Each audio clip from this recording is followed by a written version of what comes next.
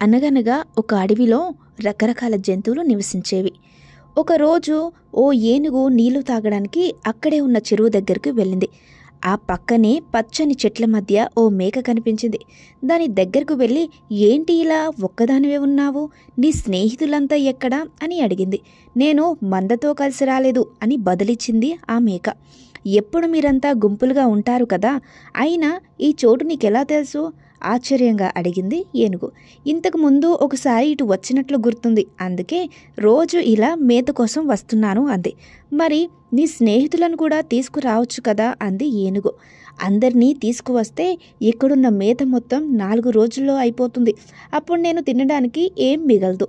ఒక్కదాన్నే వస్తే ఎంచక్కా రోజు తినొచ్చు అని బదులిచ్చింది మేక. ఉన్న దాంట్లోనే అందరిలోనూ పంచుకోవడం, కలిసి ఉండడం మంచిది. పైగా ఇలా నువ్వు ఒంటరిగా రావడం కూడా ప్రమాదం. వెంటనే ఇక్కడి నుంచి వెళ్ళిపో అంది ఏనుగు. నువ్వేం నాకు చెప్పాల్సిన పని లేదు అంటూ మూర్ఖంగా జవాబిచ్చింది మేక. దాంతో మాట్లాడకుండా అక్కడి నుంచి వెళ్ళిపోయింది ఏనుగు. తిండి దశలో పడిన మేక చుట్టుపక్కల చూసుకోలేదు. అంతలోనే వెనుక నుంచి వచ్చిన పులి ఒక్కసారిగా మేక మీద పంజా విసిరింది. దాని నుంచి తప్పించుకోలేక స్వార్థంగా ఆలోచించకుండా నా మిత్రులను తీసుకురావాల్సింది, ప్రాణాలైనా దక్కేవి, కనీసం ఏనుగు చెప్పినప్పుడైనా వినాల్సింది అనుకుంటూ పులికి ఆహారమైపోయింది.